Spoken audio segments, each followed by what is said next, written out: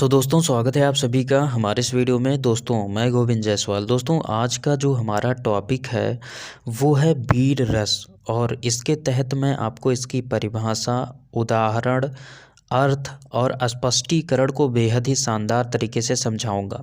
तो सबसे पहले तो आप इसकी परिभाषा को लिखेंगे कि युद्ध अथवा कठिन कार्य करने में उत्साह नामक अस्थाई भाव उत्पन्न होता है। ये जब विभाव, अनुभाव और संचारी भाव से संयोग करता है तो वीर रस की उत्पत्ति होती है। अब इसकी परिभाषा को आप सबसे पहले समझिए।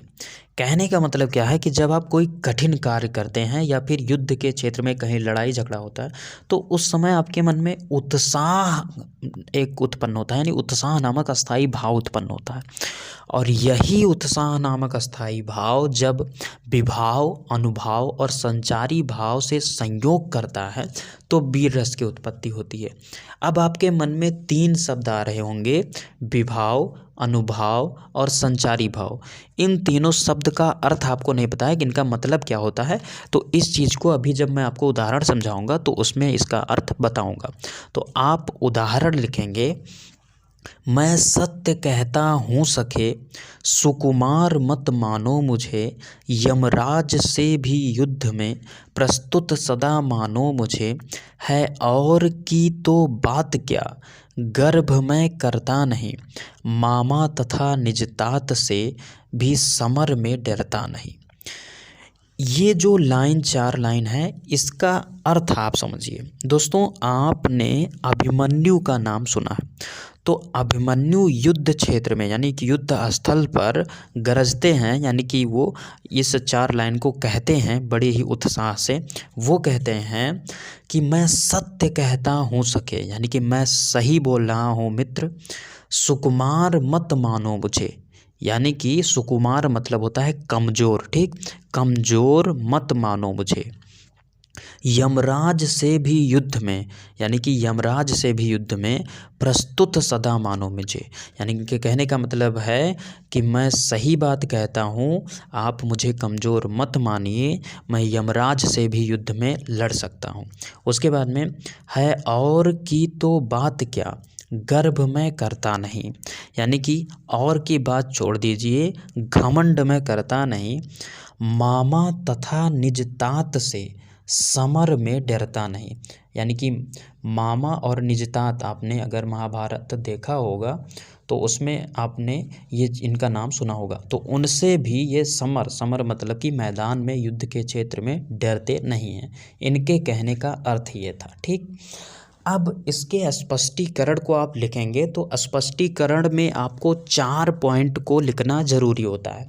पहला अस्थाई भाव, दूसरा विभाव, तीसरा अनुभाव और चौथा संचारी भाव। तो अब अस्थाई भाव तो आप जानते हैं कि उत्साह है, तो आप अस्थाई भाव के आगे उत्साह लिख देंगे। उसके बाद में अब आता है विभाव, तो विभाव के आगे आप क्या लिखेंगे, और अभी हमने बताया था कि विभाव, अनुभाव और संचारी भाव का मैं आपको अर्थ बताऊंगा। तो विभाव का जो अर्थ होता है उसको समझिए। विभाव का मतलब होता है जिनके कारण भाव जागता है, वो विभाव कहलाता है, ठीक।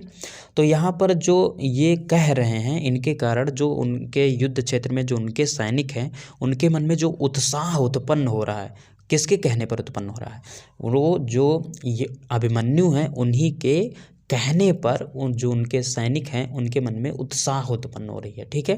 तो यहाँ पर क्या लिखा जाएगा, विभाव के आगे आप लिखेंगे दान पात्र की प्रशंसा, यानी कि वो जब अपनी प्रशंसा करते हैं कि मुझे कमज़ोर मत मानिए, मैं यमराज से भी लड़ सकता हूँ, तो इससे वहाँ पर उपस्थित जो भी उनके सैनिक हैं उनके मन में उत्साह उत्पन्न होता है, ठीक। तो विभाव का अर्थ क्या है, विभाव का अर्थ जिनके कारण भाव जागता हो। तो अभिमन्यु जब अपनी प्रशंसा करते हैं तो वहाँ पर उपस्थित लोगों के मन में जो भाव है यानी उत्साह है वो जागता है, ठीक। तो विभाव में आप क्या लिखेंगे, दान पात्र की प्रशंसा, इतनी बात हो गई। या फिर यहाँ पर अभिमन्यु की प्रशंसा, ये आप लिख सकते हैं। उसके बाद में अब आ जाता है अनुभाव। तो अनुभाव का अर्थ क्या होता है, सबसे पहले इसको जानिए। अनुभाव का मतलब होता है जो लोगों के बीच समझ उत्पन्न करे। अब समझ का मतलब क्या है कि जैसे कि जो वहाँ पर उपस्थित लोग हैं वो कैसे समझें कि ये सत्य कह रहे हैं, कि ये जो कह रहे हैं वो सही कह रहे हैं। ठीक है, तो उस सिचुएशन को मानने के लिए, यानी कि वहाँ पर जब ये अपनी प्रशंसा कर रहे थे अभिमन्यु, तो उसको माने कैसे, ठीक, समझ कैसे उत्पन्न हो वहाँ पर उपस्थित व्यक्तियों के। इस चीज़ पर अगर बात की जाए तो याचक का सम्मान, यानी कि जो अभिमन्यु थे वो ऑलरेडी बहुत ही ज़्यादा वीर थे, ठीक, तो उनके सम्मान जो थी यही होगी हमारी अनुभाव। तो अनुभाव के आगे आप लिखेंगे याचक का सम्मान। उसके बाद में अब अंतिम में हो जाएगा संचारी भाव। संचारी भाव में जो वहाँ पर उत्पन्न हो, जैसे आवेग, गर्व, हर्ष, ये जो वहाँ पर है वो वहाँ पर उत्पन्न, वहाँ के लोगों में हर्ष था, गर्व यानी घमंड उत्पन्न होता है, ठीक, आवेग, जोश उत्पन्न होता है, ठीक, युद्ध करने के लिए, तो ये आपका हो जाएगा संचारी भाव। तो इस प्रकार से आपने वीर रस को बेहद ही शानदार तरीके से पढ़ लिया। वीडियो को लाइक ज़रूर से करना। अगर आप चैनल पर नए हैं तो चैनल को सब्सक्राइब कर कर प्रेस कर लीजिए बेल आइकन को, जिससे कि आपको नए वीडियो का अपडेट मिलता रहे। तो दोस्तों बस यहीं पर दीजिए इजाज़त। जय हिंद।